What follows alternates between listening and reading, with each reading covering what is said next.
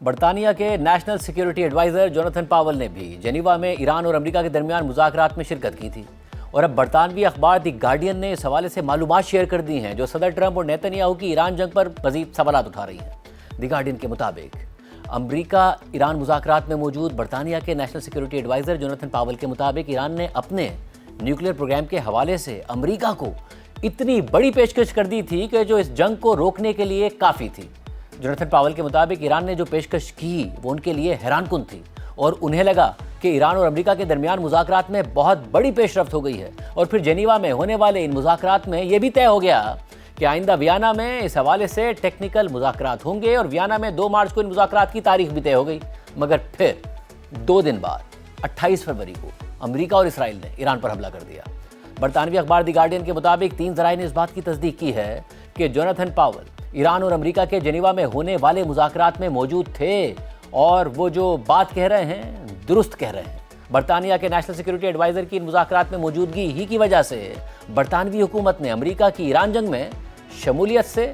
ہچکچاہٹ دکھائی، جس سے امریکہ اور برطانیہ کے تعلقات میں بہت خرابی آئی۔ برطانیہ کو ایران کی طرف سے ایسا کوئی خطرہ ہی نظر نہیں آیا کہ یا تو وہ نیوکلیئر ہتھیار بنا لے گا یا پھر فوری طور پر یورپ پر حملہ کر دے گا۔ یہ پہلی دفعہ ہے کہ یہ بات منظر عام پر آئی ہے کہ برطانیہ ایران اور امریکہ کے مذاکرات میں براہ راست شامل تھا، اور یہ فیصلہ کرنے کی پوزیشن میں تھا کہ جنگ سے پہلے سفارتکاری اور مذاکرات کی آپشن کو پوری طرح استعمال کیا گیا ہے یا نہیں کیا گیا ہے۔ اس لیے برطانیہ نے یہ محسوس کیا کہ امریکہ اور اسرائیل کا ایران پر حملہ غیر قانونی ہے، کیونکہ مذاکرات میں موجود برطانیہ کے نیشنل سیکیورٹی ایڈوائزر جوناتھن پاول سمجھتے تھے کہ مذاکرات کے ذریعے حل نکل آئے گا، اور ایران امریکہ کو یہ یقین دہانی کرا دے گا کہ وہ نیوکلیئر ہتھیار نہیں حاصل کرنا چاہتا۔ اور جنگ شروع ہونے کے بعد سے صدر ٹرمپ مسلسل برطانوی وزیر اعظم کے اسٹارمر پر اب تنقید کر رہے ہیں کہ برطانیہ امریکہ کے ساتھ اس جنگ میں شامل کیوں نہیں ہوا۔ دی گارڈین کی رپورٹ کے مطابق برطانوی حکام کے مطابق وہ اس بات سے متاثر ہوئے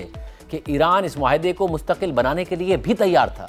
اور اس بات پر بھی کہ 2015 کے معاہدے کے برعکس اس میں کوئی ڈیڈ لائن یا ایسی شکیں نہیں ہوں گی جن کے تحت پروگرام پر عائد پابندیاں وقت گزرنے کے بعد ختم ہو جائیں گی۔ ایران نے یہ بھی قبول کر لیا تھا کہ وہ انتہائی افزودہ یورینیم کے 400 کلو گرام کے ذخیرے کو ایران کے اندر ہی بین الاقوامی ایٹمی توانائی ایجنسی کی نگرانی میں کم افزودہ درجے میں تبدیل کر دے گا۔ ایران اس بات پر بھی مان گیا تھا کہ مستقبل میں انتہائی افزودہ یورینیم کے ذخائر جمع نہیں کیے جائیں گے۔ مذاکرات کے آخری اجلاس میں ایران نے ملکی سطح پر افزودگی کے عمل کو 3 سے 5 سال کے لیے روکنے پر رضامندی بھی ظاہر کر دی تھی،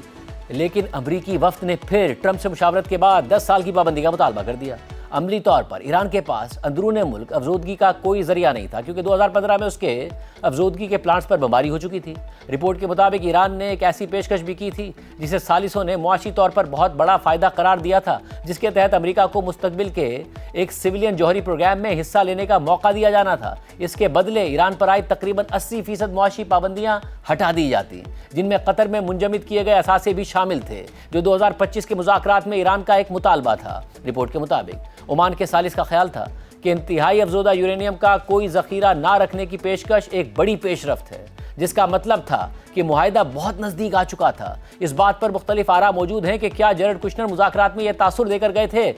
کہ ٹرمپ طے شدہ نکات کا خیر مقدم کریں گے، یا یہ کہ امریکی مذاکرات کار جانتے تھے کہ ٹرمپ کو جنگ سے روکنے کے لیے کوئی بہت بڑی پیشکش درکار ہوگی۔